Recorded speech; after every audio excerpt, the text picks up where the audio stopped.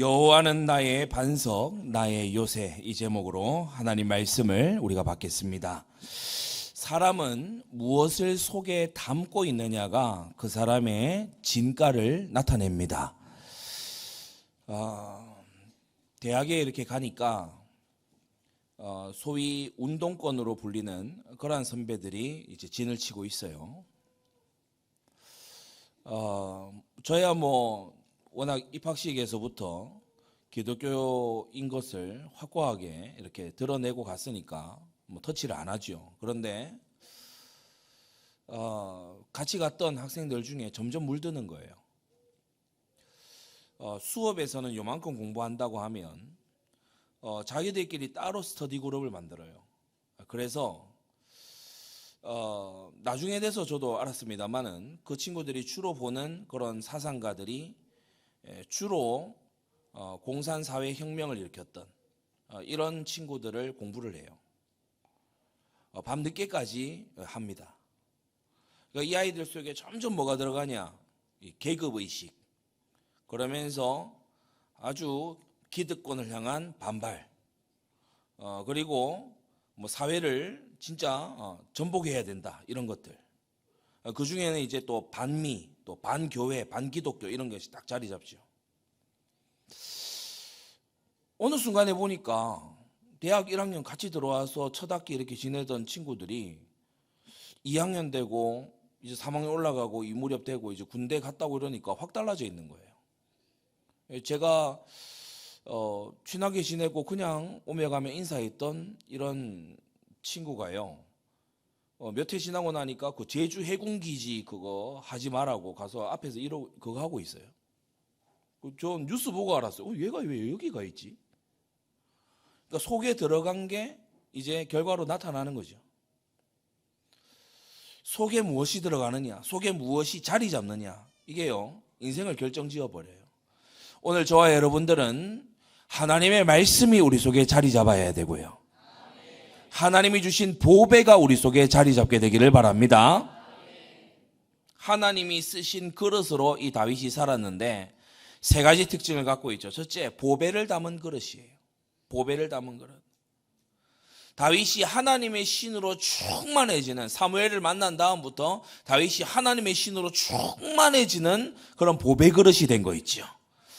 우리 성도님들은 정통한 신앙을 담은 그런 좋은 그릇이 되시기를 바랍니다. 고린도서 4장 6절에 예수 그리스도의 얼굴에 있는 하나님의 영광을 아는 빛이라고 해놓고 그 다음 구절에 바로 우리가 이 보배를 질그릇에 가졌다라고 말합니다.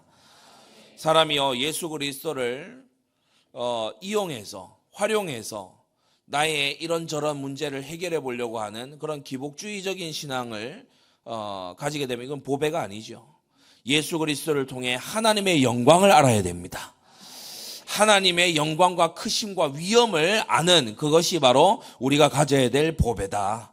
이 보배를 질그릇 같은 우리가 가졌어요. 볼품이 없지요. 사람들이 천시 여기는 우리 아닙니까? 겉보기에는 별로 보잘것없는 저와 여러분들 아니겠어요? 그러나 우리 속에 있는 그리스도께서 그가 보이신 하나님의 영광이 우리의 참 보배다. 능력의 힘이 큰 것이 하나님께 있고 우리에게 있지 아니함을 알게 하려 함이라고 했어요. 우리는 우리 속에 계신 그리스도를 자랑하는 것입니다. 예수 그리스도를 나의 주님으로 그의 십자가가 나의 죄를 인함이고 그의 부활은 나를 의롭다 하시기 위함임을 믿을 때에 이 사람은 하나님의 자녀가 되는 거죠. 누구든지 주의 이름을 부르는 자는 구원을 얻으리라고 하신 것처럼 이 자리에 구원 얻은 성도들이 많이 있음을 믿습니다. 다윗은 하나님의 뜻을 받드는 그릇이었어요. 하나님이 주신 그 나실인의 사명, 하나님이 주신 성령에 감동된 그 보배, 그것을요 다윗이 다 가지는 거예요. 이는 하나님의 영광을 부려먹으려고 들던 사울과 다른 모습이었습니다. 사울은 어땠죠? 자기 전쟁이 불리하니까 법궤 갖고 와. 그래가지고 전쟁에 이겨야 되겠으니까 법궤 갖고 오고 제사장 오라 그래. 이 사울은요 자기의 성공을 위해서 하나님을 이용하는 사람이에요. 다윗은 달라요. 다윗은 어떠냐? 하나님의 법궤를 내가 모셔야 되겠다. 하나님의 법궤를 모셔서 내가 성전을 건축해야 되겠다. 하나님의 뜻을 받드는 마음인 거 있죠. 성도 여러분, 하나님과의 관계가 정상화되기를 바랍니다. 하나님은 하나님이시고 우리는 피조물이잖아요. 그래서 우리가요, 하나님 앞에 나와서 자꾸 성공 이런 거 얘기하면 안 돼. 사욕을 쫓을 스승은 성공을 얘기하지만 주님의 참된 종들은 성화를 얘기합니다. 주님을 닮아가는 것을 힘써야 되는 거예요. 성공은 하나님이 주셔도 되고 안 주셔도 되는 거고 하나님 앞에 경건하게 살아가는 것이 중요한 겁니다. 내가 거룩하니 너희도 거룩하라고 주님이 말씀하시잖아요. 다윗은 그런 그릇이었어요. 그러면서 다윗은 두 번째 깨끗한 그릇이었어요. 다윗이 뭐 아무 흠이 없냐? 그렇지 않아요. 이따가 말씀드립니다. 다윗이 깨끗한 그릇이에요. 다시 말해 정결한 생활을 지향하는 그러한 사람인 거 있죠. 디모데후서 2장 19절에 주의 이름을 부르는 자마다 불의에서 떠날지어다 라고 했어요. 로마서 10장에 누구든지 주의 이름을 부르는 자는 구원을 얻으리라 이것도 말씀하지만 지금 디모데후서 2장에는 누구든지 주의 이름을 부르는 자마다 불의에서 떠날 것이라고 그렇게 말씀하고 있습니다. 여러분 두 가지를 함께 우리는 깨달아야 되는 거예요. 구원을 얻고 구원받은 자의 삶을 또한 살아가야 되는 것입니다. 큰 집에는 금과 은의 그릇이 있을 뿐 아니요 나무와 질그릇도 있어요. 귀히 쓰는 그릇도 있고 천이 쓰는 그릇도 있겠지요. 우리가 주님의 손에 귀히 쓰임 받으면 또 어떻고 천이 쓰임 받으면 또 어떻겠습니까? 우리가 주님의 손에 들려있는 것이 하나님의 은혜인 줄로 믿습니다. 여러분이요 가급적 귀히 쓰임 받으려고 애쓰는 자 되시기 바랍니다. 사람이 한평생 사는데 막 뭔가 그릇이 좋은 것을 담는 그릇이 돼야지 뼈다귀 모으는 그릇 이런 거 되면 되겠어요? 네? 좋은 그릇이 돼야지 쓰레기 담는 그릇 이런 거 되면 되겠습니까? 하나님이 귀하게 쓰시는 그릇이 또한 되기를 사모하시기 바랍니다. 귀히 쓰는 거 천이 쓰는 거 있는데 누구든지 이런 것에서 자기를 깨끗하게 하면 어떻게 하면요? 깨끗하게 하면 깨끗하게 하면 귀히 쓰는 그릇이 되어 거룩하고 주인의 쓰심에 합당하며 모든 선한 일에 예비함이 되리라고 했어요. 하나님이 여러분을 구원 사역에 써주시기를 바랍니다. 하나님의 영광이 나타나는 일에 여러분이 들어있게 되기를 바랍니다. 다윗은 기름 부은 왕으로서 책임과 사명을 다한 그릇이었죠. 자신이 왕이 되니까요 자기가 권력을 누리겠다 이게 아니고 하나님의 뜻을 그야말로 받드는 거예요. 여호와 하나님께서 나라의 왕이 되시도록 섬기는 거 있죠. 하나님이 주인이시고 자기는 도구가 되어서 쓰임받는 거 있죠. 우리가 이러한 그릇으로 살아야 될 줄로 압니다. 다윗이 죄를 그 속에 담자 하나님께서 눈물 골짜기를 통행시켜가지고 마침내 이 그릇을 씻어내시는 걸 한번 보세요. 하나님은 당신 백성을 향한 거룩을 포기하지 않으십니다. 하나님은 저와 여러분들이 하나님의 형상을 닮아가게끔 하는 것을 결코 포기하지 않으십니다. 그래서 다윗을요 하나님께서 환난 가운데를 지나게 하셨어요. 우리의 아내를 범하고 죄 짓고 은폐하고 그러니까요 하나님께서 다윗을 씻어내시는 걸 보세요. 그 마음의 죄를 막 씻어내시는 거예요. 회개가 터져 나오게끔 눈물로 막 자복하고 그렇게 참회하게끔 하나님께서 그렇게 하시는 거 있죠. 여러분 이게 하나님의 백성의 특징입니다. 하나님 백성 아닌 사람은요 죄를 마음껏 짓는데 징계도 안 받아요. 그게 악인들 하나님이 버린 자들의 특징이에요. 나는 죄를 마음에 품어도 하나님하고 뭔가 막 관계가 뒤틀리고 막 어렵고 이렇더라. 할렐루야. 그 죄를 속히 버리게 되길 바라고 하나님의 자녀가 확실한 줄로 믿습니다. 죄를 짓는데 막 즐겁고 짜릿하고 너무 좋고 막 아무 일도 안 일어나고 진짜 위험한 거예요. 진짜 위험한 거예요. 그러면서 세 번째 다윗은 하나님이 구별해서 택하신 그릇이었어요. 무슨 말입니까? 하나님이 정복의 현장을 두고서 하나님께서 따로 구별하신 그릇이었던 거 있죠. 여러분 우리는 하나님 앞에 정결한 신앙 또 정통한 신앙, 정결한 생활, 정복의 현장을 가지고서 쓰임받는 그릇이 되어야 되겠습니다. 사도행전 9장에도 말씀하고 있죠. 주께서 가라사대 가라 이 사람은 내 이름을 이방인과 임금들과 이스라엘 자손들 앞에 전하기 위하여 택한 나의 그릇이라고 했어요. 다윗은 이스라엘을 위한 택한 그릇이라면 시작에 나오는 바울은요 이방인을 우선적으로 선교하기 위해서 택하신 그릇이죠. 하나님께서 쓰시는 쓰임새가 달라요. 그래서 하나님이 장래에 쓰시기 위해서 현재의 나를 빚으시고 계시다는 것을 인정해야 됩니다. 이 눈이 열려져야 돼요. 하나님께서 장래의 나를 어떤 그릇으로 쓰기 위해서 지금 나를 만지고 계시고 나를 빚어내고 계시는 것이다. 틀림없습니다. 바울을요, 이방인과 임금들 앞에 세우기 위해서 길리기아 다소에서 나게 하셨어요. 가말리엘 문화에서 또 배우게 하셨어요. 로마 시민권자로 태어나게 하신 거 있죠. 그러면서요, 한 손에는 철학을, 한 손에는요, 유대 율법을 딱 섭렵하도록 하신 거예요. 그러니까 이 사람이 얼마나 로마와 그런 유럽 전 지역에 복음 전하기에 능숙한 전도자가 됐습니까? 여러분, 우리는 하나님 앞에 쓰임받을 준비가 돼야 됩니다. 서론의 이 세 가지 너무 중요해요. 하나님께서 보배로 여기시는 것이 나의 보배가 돼야 됩니다. 보배 그릇 되시기를 바랍니다. 하나님께서 쓰기에 합당한 깨끗한 그릇 되어야 돼요. 정결한 그릇 되시기를 바랍니다. 하나님이 쓰고자 하시는 일에요, 전문화되어 있고 아주 단련된 택한 그릇이 되어지시기를 바랍니다. 다윗도, 오늘 본문에 등장하는 이 다윗도요, 자신의 생애 전체를 통해서 그리스도의 이름을 전하고 보여주는 복된 그릇으로, 귀한 그릇으로 쓰임받았어요. 크게 세 가지로 말씀을 받겠습니다. 첫째, 이 다윗의 일대기를 그린 사무엘하 이 책의 마지막 부분에 찬양이 기록되어 있어요. 찬양.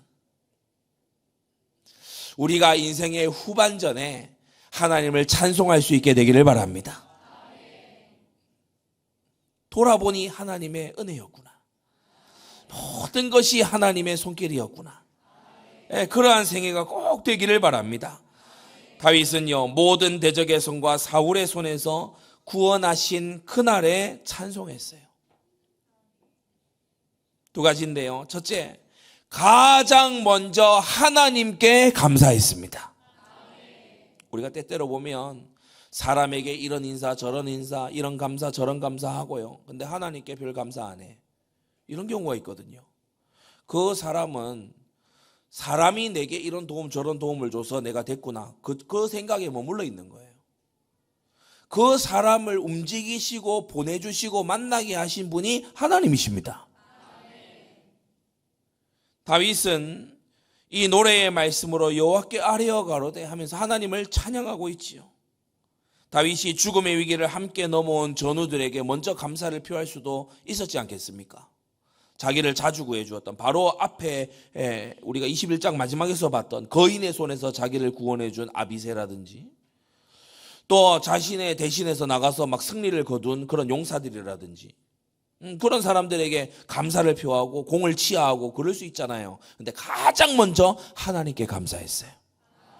저의 여러분들이 하나님께 가장 먼저 감사할 때, 하나님이 나의 최우선이 될 때, 하나님의 관심도 여러분에게 가장 우선할 줄로 믿습니다.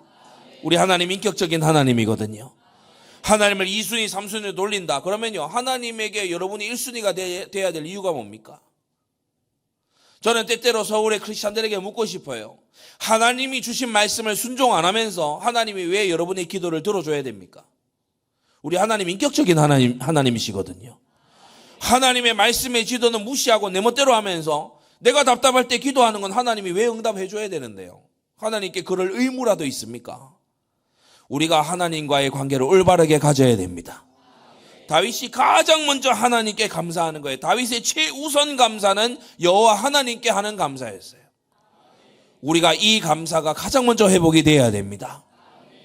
지금 좀 그렇지 아니하지만 우리 교회에 뭐 없는 일이니까 예방 차원에서 미리 말씀을 드리면, 교회에 와서요, 때때로 어떤 사람들은 막 사람 찾아다니면서요, 막 밥 사주고 막 상품권 주고 막 이거 주고 저거 주고 하면서요, 사람들 인기 얻는데 혈안이 되죠.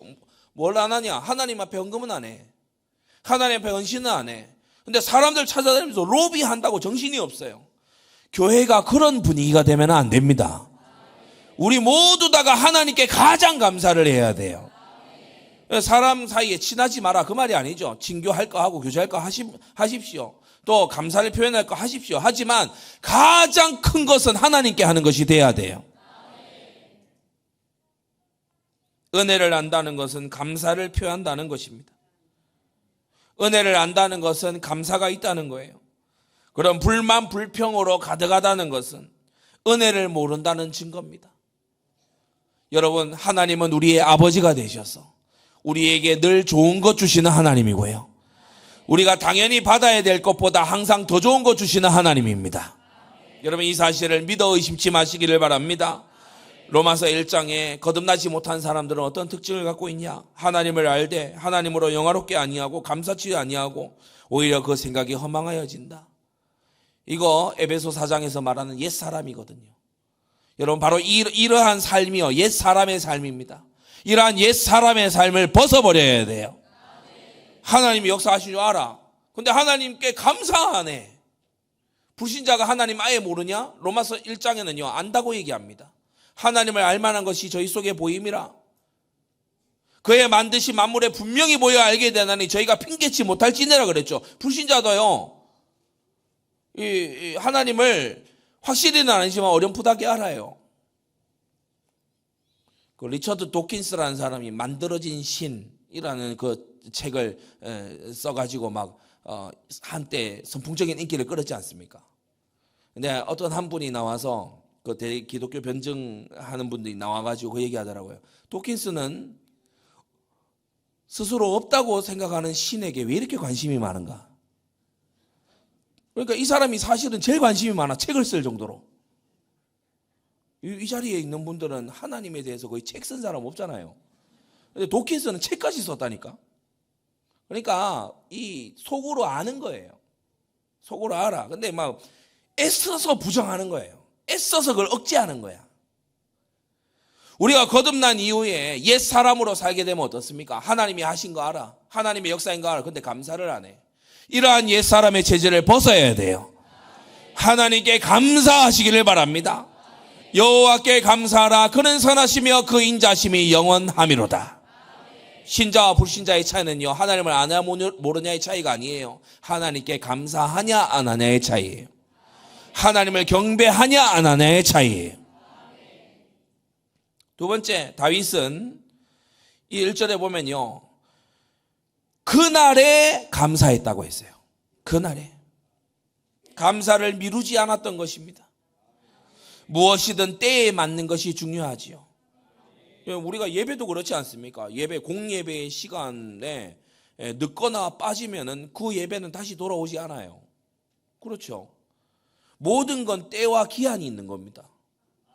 때와 기한이 있어. 뒤늦은 후회를 하지 않도록 여러분이 항상 깨어 있으시기를 바랍니다. 지금 내가 하나님 앞에 해야 되는 기도가 있어요. 오늘을 넘기지 말고 내가 해야 되는 회개가 있다고. 하나님 앞에 오늘 내가 갚아야 되는 맹세가 있어요. 뒤늦은 후회를 하지 않도록요, 때에 맞도록 깨어 있어야 돼요. 하나님께 쓰임받기 어려운 자는 어떤 사람이냐? 말씀 시간인데요, 딴 생각하고 딴짓해요. 여러분, 성경의 모든 말씀에, 다시 한번 설명드립니다. 성경의 모든 말씀 중에 어떤 말씀은요, 항상 기뻐하라 이 말씀이 있어요.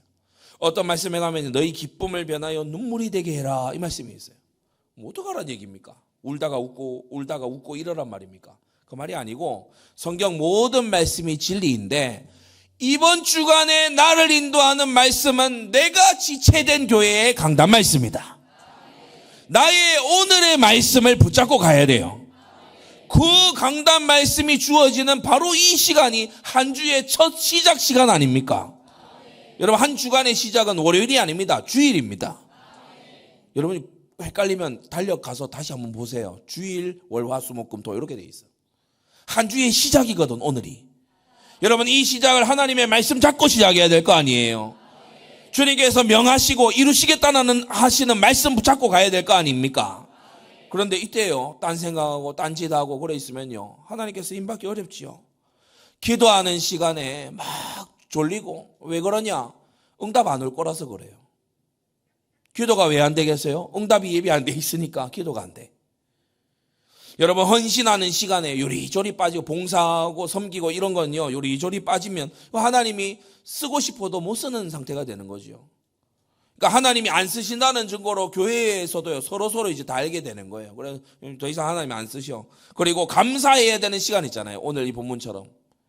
하나님께서 모든 것에서 건지시고 사울의 손에서 대적의 손에서 건지신 때에 다윗이 멀뚱멀뚱 무감각하게 건져졌네, 이제 환란이 없네, 이런 게 아니고 이때를 놓치지 않고 하나님께 감사했어요. 이때를 놓치지 않고 하나님께 감사의 찬송을 불렀다니까요. 여러분, 때를 놓치지 마시기를 바랍니다. 지금이 무엇을 하는 때냐? 성경은 말합니다. 보라, 지금은 은혜 받을 만한 때요, 지금은 구원의 날이로다. 놓치지 말아야 돼요. 역대하 32장에 보면요, 히스기야라는 믿음의 왕이 있었지요. 그가 병들어서 죽게 되었는데 여호와께 간절히 기도했어요. 여호와께서 그에게 대답하시고 또 이적으로 보이셨어요. 살려주신 거예요. 죽음의 병에서 히스기야를 살려주셨어요. 그러면 히스기야가 응당 감사하고 은혜에 보답해야 될 거 아닙니까? 그런데 히스기야가 어떻게 했냐? 믿음의 사람인데도 어떻게 했냐? 그 마음이 교만하여 그 받은 은혜를 보답지 아니함으로, 하나님께서 죽을 병에서 살려주셨는데도 하나님 앞에 은혜를 보답지 않아. 그래서 그 다음에 뭐가 따라오죠? 아니함으로, 그러므로 뭐가 따라오죠? 진노가 저와 유다와 예루살렘에 임하게 되었다. 은혜를 보답지 아니하는 교만한 심령을 하나님은 미워하세요. 하나님은 은혜를 모르는 자를 싫어하십니다. 하나님이 베푸신 은혜를 알아야 됩니다. 복음의 은혜를 알아야 됩니다. 교회의 은혜를 알아야 됩니다. 부모의 은혜를 알아야 됩니다. 말씀 전해준 종의 은혜도 알아야 됩니다.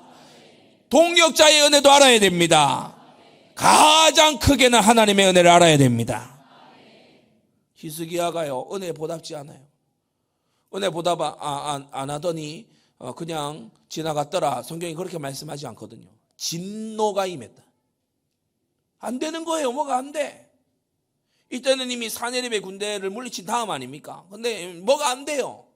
나라가 그렇게 전리품을 얻고 그렇게 했으면 나라가 막 잘 돼야 되잖아. 근데 하나님이 진노가 임해버리니까 하는 것마다 안 돼.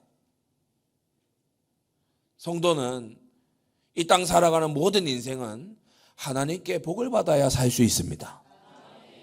하나님이 사람을 지으시고 가장 먼저 하신 게 뭐죠? 그들에게 복을 주시고 그들에게 가라사대 그랬어요.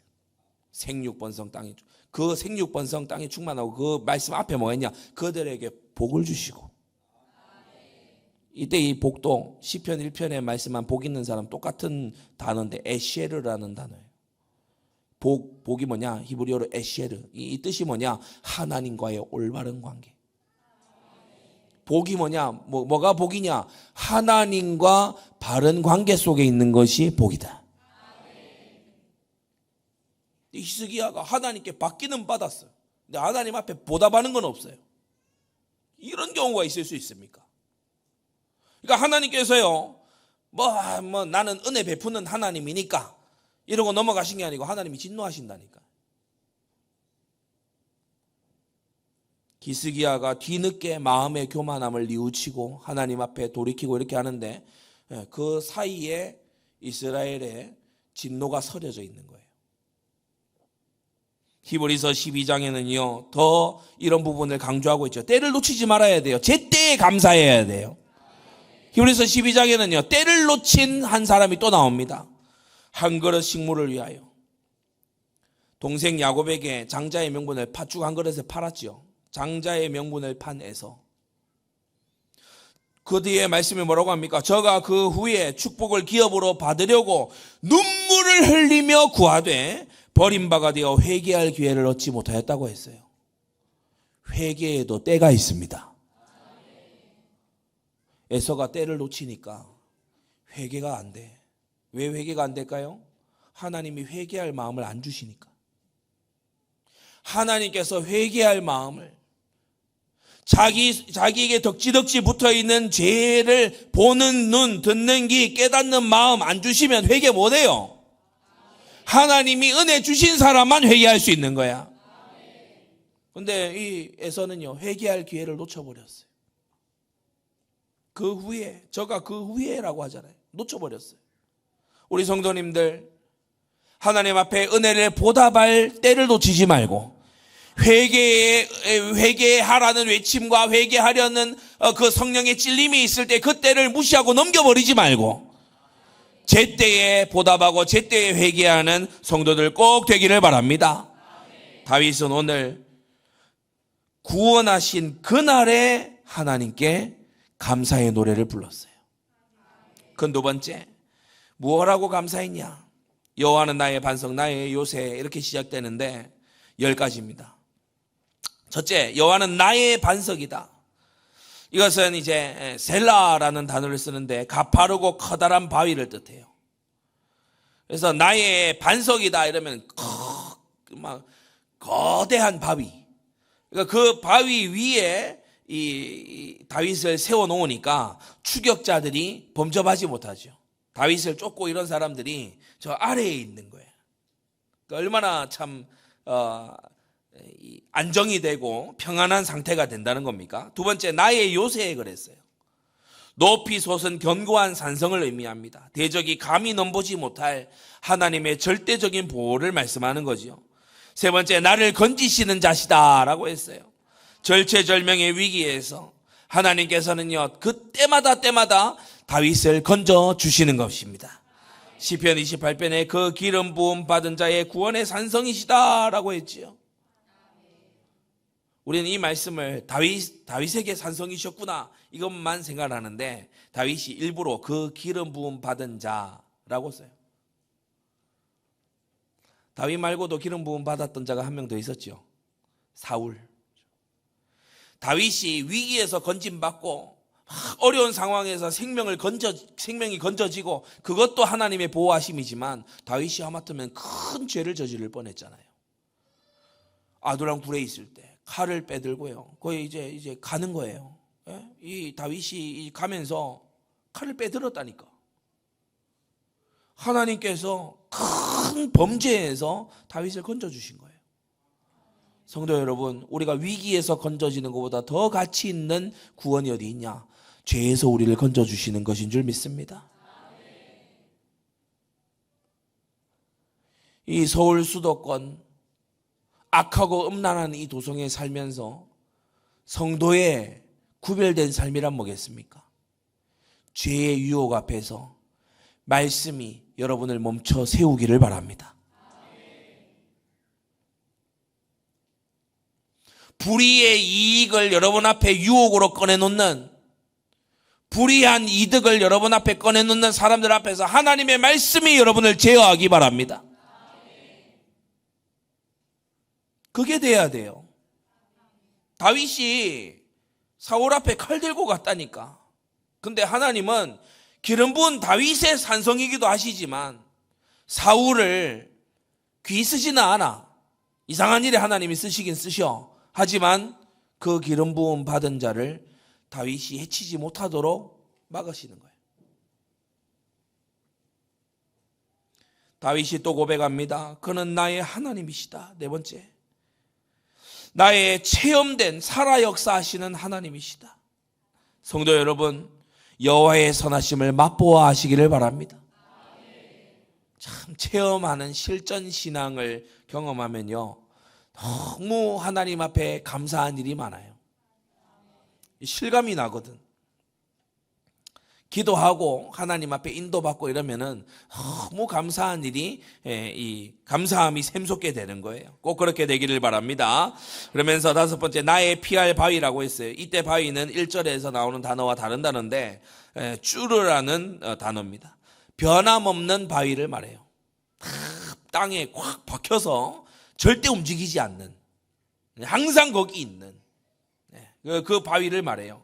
언제든지 그 자리에서 우리 하나님은 신실하게 자신에게 피하는 자에게 바위가 되어주십니다. 사람은 이랬다 저랬다 해요. 여러분 자신도 이랬다 저랬다 하잖아요. 하나님은 미쁘시니, 일양 미쁘시니 자기를 부인할 수 없으시리라. 말씀대로 하시는 거 있지요. 자신에게 피하는 자에게 피할 바위가 되어주시는 하나님. 여섯 번째, 나의 방패시다라고 했어요. 모든 공격을 막아내는 큰 방패, 마젠이라고 하는데 이 손방패가 아닙니다. 여기 달린 방패가 아니고 전신을 가리는 방패예요. 그러니까 어떤 공격도 막아낼 수 있어. 주님은 당신의 귀한 그릇을 철저히 보호하신다. 그러면서 7번째, 나의 구원의 뿔이라고 했어요. 방패와 이 대조되는 개념이죠. 적을 무찌르는 강력한 힘이에요. 뿔. 창과 같은 뿔. 대적을 굴복시키는 그러한 역할을 한다. 그래서 매튜 헨리라는 주석가는 방패는 수비용 무기이고 뿔은 공격용 무기이다. 이 부분에 대해 그렇게 주석했습니다. 8번째, 나의 높은 망대다. 망대는 이 초소잖아요. 초소. 그러니까 공격을 미리 내다보고 경고하고 나팔부는 그게 망대거든요. 그러니까 하나님께서 다윗에게 다가오는 모든 종류의 위험을, 다윗이 모르는 위협까지도 하나님은 다 보고 파악하고 계신다는 겁니다. 대적에게서 안전하게 지키시는데 다윗이 모르는 위험에서부터도 하나님이 지켜주시는 거예요. 여러분, 그 기록을 읽을 때마다 놀랍지 않습니까? 사울이 완전 전문 추격단을 꾸려가지고 광야로 나왔어요. 그래가지고 샅샅이 뒤져라. 제가 이스라엘 성지순례 가갖고 거기 광야 그 지나가 보니까 숨을 데가 없어요. 그러니까 뭐 나무가 울창하고 뭐 뒤에 가려져 있고 그게 아니야. 숨을 데가 없어, 진짜. 저기 멀리 어떤 사람이 가는 것도 다 보여요. 근데 사울이 샅샅이 뒤져라. 바위 뒤에 숨었는지, 어디 코너 뒤에 있는지. 그리고 이게 수백 명이 따라다니기 때문에 이 숨기가 여간 어려운 게 아니거든. 그러니까 반드시 찾아라. 쫙 풀었어요. 그리고 나는 이 동굴에 있을 테니까, 여기서 쉴 거니까 샅샅이 찾아라. 근데 어디 있었다고? 그 동굴 안에. 야, 놀랍지 않습니까? 정말 하나님이 일하시면 신묘막측한 거예요. 야, 이렇게 하나님이 보호를 하시고. 그 안에 다윗하고 용사들은 어땠을까요? 거기 숨어가지고 언제 들킬까 이러고 있는데 웬 그 사람이 들어와서, 그 원어에 보면은 발을 가리우로 들어왔다. 그러니까 성경편에 발을 가리우로 용변을 보려고. 왕이 거기서 용변을 보시는데 누가 들어와서 여기도 수색하겠습니다 하겠어요? 냄새 나잖아. 이제 다윗과 그 용사들이 아니 약간 웃겼을 것 같아요. 참 요걸 더 직설적으로 얘기하면 우리 유치부 아이들이 참 좋아하는 설교가 되는데 이렇게 있는 거야. 발 가리우는 것 때문에 칼을 못 참겠다 이래가지고 칼 빼, 그런 건 아니겠지만 지금 알아들은 거예요? 뭐 그런 건 아니겠지만 하나님의 보호하심이요 진짜 놀라운 거라. 우리가 아는 위험으로부터도 보호받는 게 많지만요, 우리가 모르는 위험으로부터도 지켜지는 게 얼마나 많은지 모릅니다.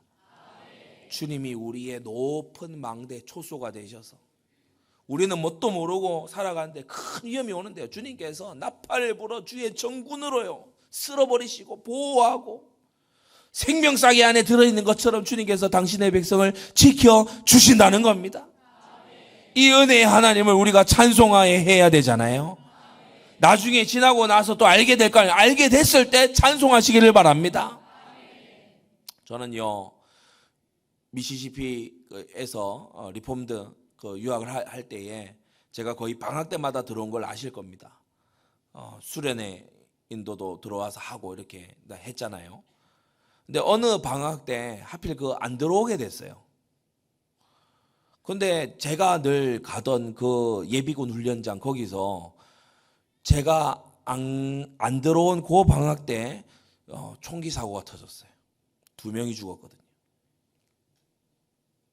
들어왔으면 가야 되는 고 훈련 거기였어요. 뭐 알고 피했습니까 어디?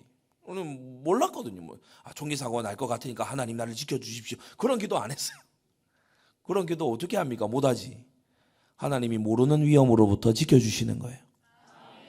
여러분, 하나님은요 이 외에도 우리가 지금도 모르고 있는 게 얼마나 많겠습니까? 제가 집에 아이가 이렇게 뭐 기고 걷고 뭐 이렇게 아장아장 다니고 이렇게 하면요, 뭐 동전 이런 게 떨어져 있으면 안 되잖아요. 무조건 입으로 가져가는 시기니까 싹 해가지고요 위에 저기 높은 데다 올려놓습니다. 올려놔요. 아이는 아무것도 몰라. 자기가 어떻게 보호되고 있는지 모른다고. 뭐 날카로운 거 이런 거 있잖아요. 그러면 얼른 가져다가 저기 어디 천장에다가 갖다 집어넣어 버려요. 아이는 몰라. 자기가 어떤 보호를 받고 있는지 모른다고. 저와 여러분들은 지금 몰라요. 하나님이 어떠한 보호하심으로 우리를 지키고 계시는지 우리는 모른다고. 하나님께 감사하세요. 내가 막 애쓰고 애쓰는데 이게 계속 막히네요. 감사하세요. 안 가야 되는 길이라서 하나님이 막으시는 거잖아요. 대예배 시간이지만 다 같이 한번 따라 합시다. 감사하고 볼 일이다. 아멘입니까? 감사하고 볼 일이에요. 왜냐? 우리 하나님 선하시고 내 아버지시거든. 너희가 악할지라도 자식에게 좋은 것으로 줄 줄 알거든. 하물며 하늘에 계신 너희 천부께서 구하는 자에게 좋은 것으로 주시지 아니하겠느냐. 다윗은 하나님이 나의 높은 망대라고 했어요. 내가 못 보는 거 그분이 보고 계시고, 내가 알지도 못하는 위협을 하나님은 감지하고 계시고, 내가 조치할 수도 없는 그 위협을 하나님은 물리쳐주고 계시고, 하나님은 나의 높은 망대이시다.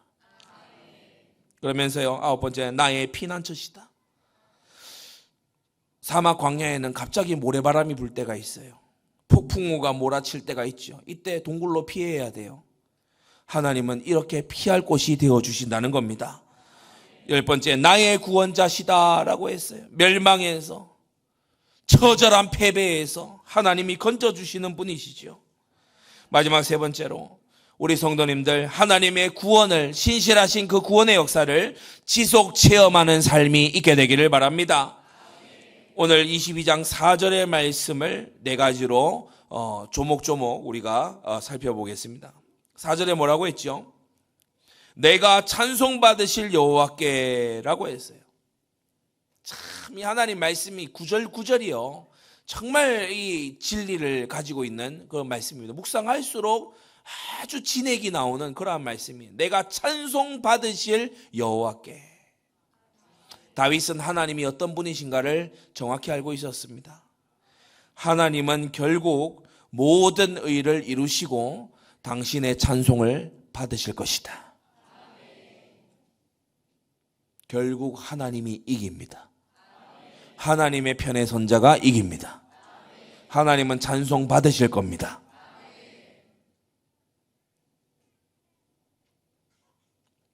미국의 링컨 대통령이 그 얘기를 했다 하죠. 하나님이 우리 편인가를 생각하지 말고 우리가 하나님 편에 서 있는가를 생각하라고. 이사야 42장에 말씀했습니다. 나는 여호와니 이는 내 이름이라. 나는 내 영광을 다른 자에게, 내 찬송을 우상에게 주지 아니하리라고 했어요. 하나님은요, 우상 숭배하는 자가 당시 잠깐 동안은 잘 나가는 것 같습니까? 하나님께서 찬송을 다 거두어 가실 것입니다. 하나님이 영광을 빼앗기시지 않아요. 그래서 고린도전서 10장에 뭐라고 했습니까? 그런즉 너희가 먹든지 마시든지 무엇을 하든지 다 하나님의 영광을 위하여 하라. 그것만 영원한 상급이 되기 때문에. 찬송 받으실 여호와께, 하나님이 어떠한 분이신가를 다윗은 알고 있어요. 하나님은 모든 의를 이루시고 당신의 찬송을 받으실 거야.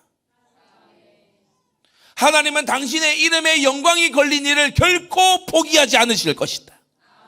다윗은 그거 알고 있어요. 어려서부터 다윗은 이거 알고 있었어요. 이 거인 골리앗 앞에서 내가 승리하고 살아남고 내가 이것을 무찌를 수 있는 방법은 하나님의 이름으로 여기에 도전하는 것이다. 왜냐? 하나님은 당신의 이름의 영광을 포기하지 않으시니까. 내 물맷돌 실력으로 이게 아니에요. 하나님의 이름으로. 그러면서 2번째, 아뢰리니라고 합니다. 앞으로도 기도하겠다는 것을 말씀하는 것이요. 하나님을 경외함이 없는 자는요, 기도에 대해서 심각한 오해를 합니다. 특히 장로교인들, 예정론을 인정하는 장로교인들이 주로 이 실수를 범해요. 하나님이 예정하셨으면 애써 기도 안 해도 어쨌든 하나님이 구원할 자는 뭐 구원하고 하나님이 알아서 안 하시겠냐. 그래서 막 머리가 싹 돌아가요. 내가 기도해도 하나님 뜻대로 되고 내가 기도 안 해도 하나님 뜻대로 되는 것 같으면 내가 기도 안 하는 게 요새 말로 개이득.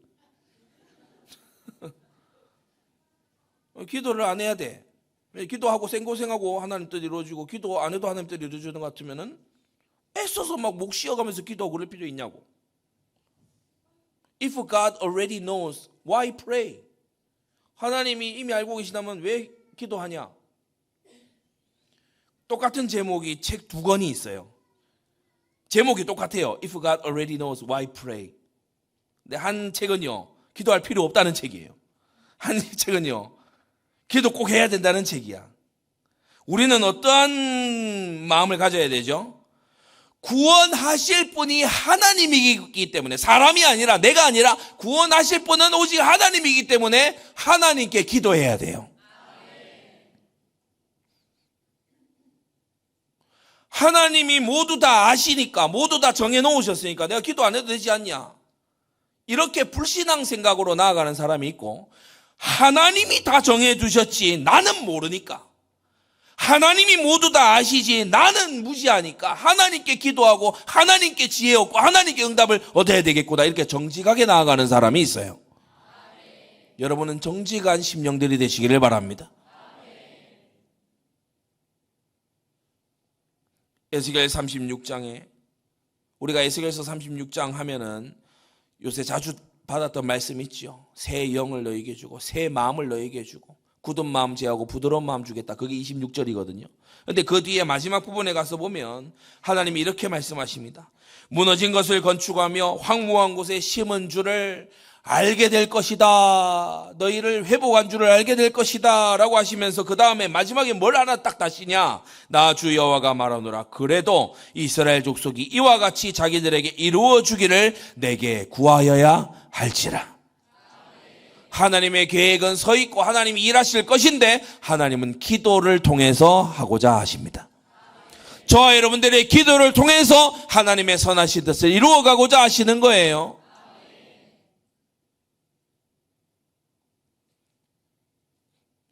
세 번째, 아뢰리니 그 다음 내 원수들에게서 라고 했어요. 여러분, 제가 서울 수도권에 와서 느끼는 것 중에 하나가 뭐냐면, 사람들이 원수 안 만들려고 혈안이 돼 있는 것 같아요. 여러분은 뭐 이 틈바구니에서 살아가고 있으니까 혹 잘 모를 수 있어요. 근데 저는 이제 구미도 갔다가 서울도 왔다가 이러잖아요. 그러니까 서울의 특징이 뭐냐면, 사람들이 서로 이렇게 서로 적이 안 되려고 굉장히 노력해요. 그러니까 서로 약간 불편한 얘기 이런 걸 서로 안 해요. 불편한 관계 안 되려고. 그리고 서울에 와서 이제 제가 몇몇 성도들에게서 보는 아주 놀라운 장면이 뭐냐면, 어디 뭐 교회를 그만 나오거나 막 이탈하거나 뭐 옮기거나 이렇게 할 때, 그만두거나 이렇게 할 때에 꼭 선물들을 하시더라고. 자기에 대해서 좋은 어떤 평가가 남기를 바라서 그렇게 하는가 봐요. 여러분, 우리는 이 땅 살아가면서 피와 식별이 확실하게 살아야 됩니다. 회색 분자로 살지 말아야 돼요. 우리 안디옥 교회 성도들은 세상 가운데서 이럴 수도 있고 저럴 수도 있고 그런 사람들로 살지 마세요. 제가 우리 중고등부 학생들에게 가끔 자주 그 얘기합니다. 학교에 가서 성경만 펴도 전도할 대화는 다 열리게 된다. 아니, 이 크리스찬들이 자기가 크리스찬인 티를 냈네. 그러니까 갈급하고 성경이 뭐라고 얘기를 할까, 이런 사람들이요, 막 이단 사이비에 가서 들러붙잖아요. 우리는 어떻게 해야 되냐? 색깔이 확실해야 됩니다. 그리스도의 향기가요, 확실하게 나야 돼요. 막 이 냄새 저 냄새 섞여 있는 그런 냄새 말고 그리스도의 향기가 확실하게 나야 돼. 다윗은 타협하지 않았어요.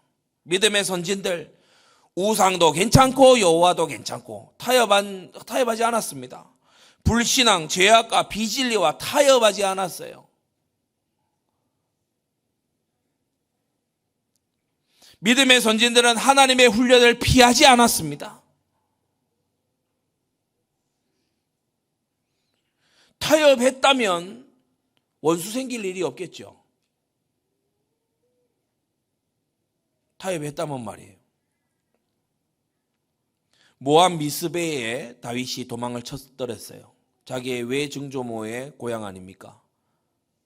그러니까 이 모압 사람도요, 다윗이라는 아주 걸출한 용사가 오니까 모압 왕도 좋아하고, 우리 모압에 좀 망명을 해서 뭐 군 조직도 조금 보강을 해주고, 다윗의 용사들 보니까 쫓겨다니는 형편이지만 이 사람들 대단한 사람들이거든. 그러니까 모압 왕이 좋아하는 거죠. 요새를 내어주잖아요. 근데 선지자 갓이 와서 다윗에게 뭐라고 하죠?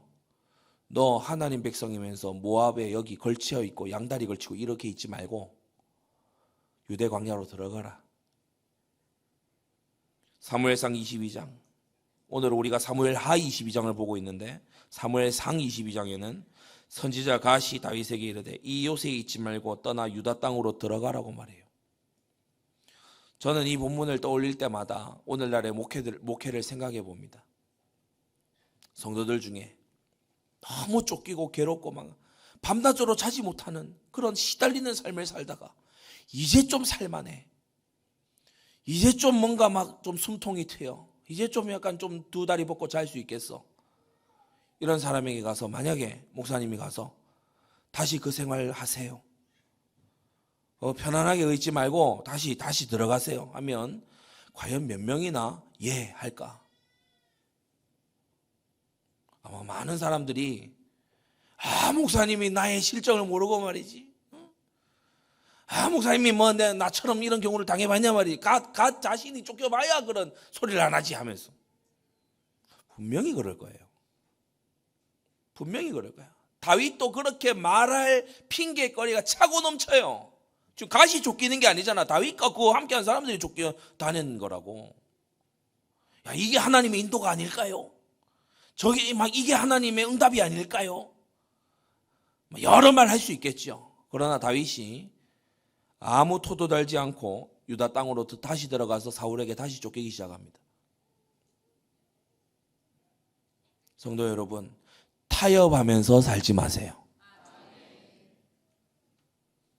적당히 타협하고 적당히 피할 길 같은 게 있으니까 말씀의 지도고 뭐고 모르겠고 그냥 내가 일단은 살아야 되겠다 이래가지고 막 하고 그런 거 하지 마시기를 바랍니다. 모압으로 갈 때 다윗이 여호와께 물었냐? 안 물었어요. 그냥 간 거거든요.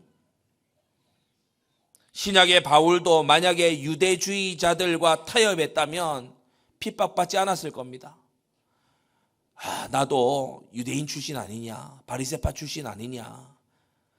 내가 그 회당에 가는 건 조금 자제할 테니까 우리 서로 좀 타협합시다. 그러면 핍박 안 받아요.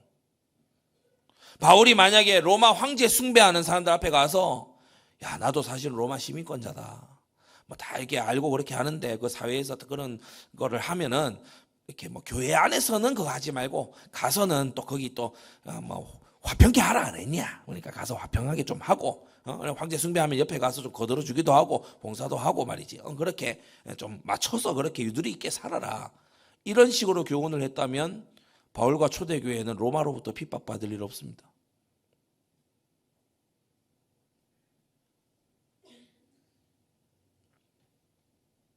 그리스도인으로서 이 악한 도성에서 사는 게 별로 그다지 어렵지 않다면 여러분 잘못 살고 있는 겁니다. 무릇 그리스도 안에서 경건하게 살고자 하는 자는 핍박을 받으리라. 전도 현장에서 욕 먹고 있습니까?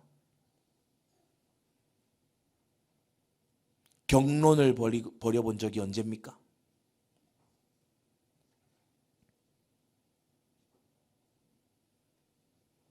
그러니까 이런 게 피곤하고 이런 게 막 이렇게 막 사람들하고 논쟁하고 막 부딪히고 이런 게 너무 막 피곤한 삶이니까 이해는 돼요. 막 그렇게 안 살고 싶은 거야. 뭐 원수 없는 삶을 지향하는 거야. 원수 없는 삶을 막 살아가다 보니까 원수로부터 구원받는 것도 없어. 없어요. 뭐 대적이 없는 삶을 사니까 뭐 대적을 능가하고 그런 것도 없다고. 우리 시대의 놀라운 특징은, 우리 시대의 기독교의 놀라운 특징은 하나님의 능력으로 넘어서야 되는 것을 우리들의 힘으로 다 넘어서고 있다는 겁니다.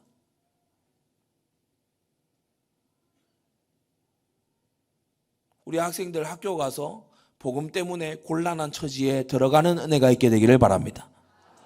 여러분 선배들은 그렇게 살았어요. 학교에서 말씀 운동하고 기도 모임하고 저 때에 우리 다들 그렇게 살았어요. 기독 동아리가 있는데 갔는데 어느 교회 전도사님이 왔는데 복음을 말씀을 전혀 얘기를 안 하더라고. 얼마나 그 현장화되어 계신지 전혀 얘기를 안 하시더라고. 마지막 기도할 때만 예수님 이름 나오더라고. 그래가지고 제가요 고등학교 2학년 때 그 전도사님한테 쏘아붙였어요. 예수님 얘기 좀 하라고. 아니 기독 동아리 와서 지금 모임 갔는데 예수님 이름이 기도할 때밖에 안 나오네요. 복음 전하고 그렇게 한다고요. 이 천주교 다니던 그 아이들이 저는 성당 다니는 줄도 몰랐어요. 그런데 제가 워낙에 반의 친구들한테 복음 전하고 선생님한테도 복음 전하고 이렇게 하니까 이 친구들이 뿔이 났어. 어느 날 와가지고 자기네들 공동성서 들고 왔더라고. 안 어울리게 들고 왔더라고. 그래가지고 뭐 자기 신부님이 이렇게 얘기했고 막 이런 얘기하더라고. 그런 일이 벌어져야 돼요. 그런 일이 벌어져야 된다니까. 우리 안디옥 교회 성도들을 통해서요 현장의 화두가 바뀌어야 돼요. 현장에 얘기하는 주제가 바뀌어야 돼요. 바울이 타협했으면 핍박 안 받습니다. 다윗이 적당히 모압 땅에 가서 가시 들어가라 그래도 피곤하고 뭐 다시 들어가 사울도 나이 들어서 뭐 죽을 날 오지 않겠냐 망명해 갖고 있고 그러면요 어려움 안 당해요. 대신에 그 어려움에서 구원하시는 하나님의 역사도 없어요. 오늘 여러분 이 말씀을 통해서 정말 하나님의 역사를 지속 체험하는 삶이 열려지게 되기를 바랍니다. 갈라디아 5장 11절에 형제들아 내가 지금까지 할례를 전하면 어찌하여 지금까지 핍박을 받으리요 라고 했지요.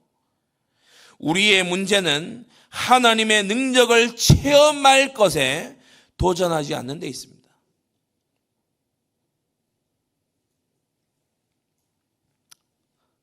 오전에 구미에서도 얘기했지만 독수리 생명이에요. 독수리 새끼로 이게 태어났어. 그래서 날개를 펼치면 날개가 이만해. 근데 얘가 어떻게 사냐? 치킨으로 살아요. 날개 접고 총총거려. 그 모이 쪼고. 정말 그렇게 살지 말아야 돼요. 여호와를 앙망하는 자 독수리의 날개 치며 올라간 같은 세임 주신다 했잖아요. 우리 시대의 특징은 뭐냐? 뭐 구한다 안 구한다 이걸 떠나서 나라 오를 생각이 없어. 여기가 좋사오니. 하나님 주시는 참된 만족 그게 아니고 세상에 넷플릭스, 유튜브 이런 것이 주는 소소한 재미에다가요 나의 영혼을 갖다 맡겨요. 하나님 주시는 참된 승리 그게 아니고요. 막 청소년들 보면요, 막 요 화면 안에 들어가가지고 거기서 막 재밌다고 하하호호거리고 있어요. 얼마나 좀스럽게 사는지 말이지. 하나님께서 원수들로부터 구원해 주시려고 그래도 세상 원수 앞에 가서 서지를 않아. 아니 하나님의 이름을 가지고 골리앗 앞에 가서 서면 승리를 주실 건데 나서지를 않는 거야. 나서지를 않아. 어떻게 된 일인지. 오늘 특이하게 서울에서는 이 말씀을 길게 하게 되는데 여러분 하나님의 능력으로만 되는 일에 도전하세요. 그래야 증인됩니다. 하나님의 능력으로만 됐다. 이거 여기에 증인이 돼야 돼요. 신앙생활 10년, 20년 지나가면요 적어도 이런 굵직한 증거들이 4-5개는 손에 딱 쥐어져 있어야 될 거 아닙니까? 나 하나님의 능력 체험한 사람이다. 그래서 우리도 우리 지도하신 목사님처럼요 하나님 사심을 체험해서 야 지나론 그까짓 거 들고 나오지 마라 이런 말을 할 수 있어야 될 거 아닙니까? 나의 하나님이다. 나의 하나님. 내가 맛보고 체험한 하나님이다. 이렇게 돼야 될 거 아니에요. 그런데 하나님을 체험할 기회는 피해 다녀. 하나님의 능력을 막 체험할 어떤 도전 이런 건요 가급적이면 안 해.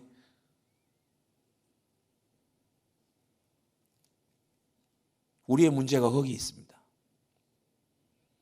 사람들끼리 막 서로 돕고 서로 막 손발 맞춰가지고 의논 잘 해가지고 막 일 잘 되면 그러면요 하나님이 역사할 구석이 어디 있어요?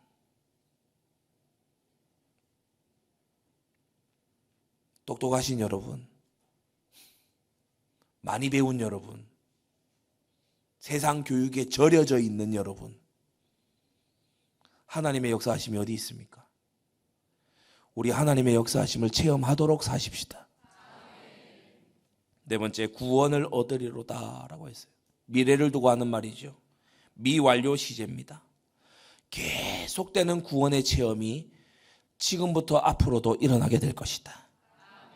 사람들의 눈에는 다윗의 지나온 삶이 정처 없이 떠돌면서 도망다니는 피곤한 삶으로 보였어요. 그러나 다윗 자신에게는 그렇지 않았어요.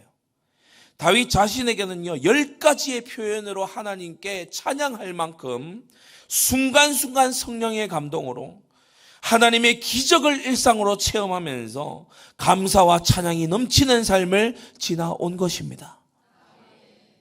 하나님이 함께하는 삶을 보는 것이 전도라고 했죠. 여러분 다윗의 생애를 보면 어떻습니까? 하나님의 사심을 우리가 깨닫게 되지 않습니까? 저와 여러분들 모두가 이러한 증인들 꼭 되기를 바랍니다.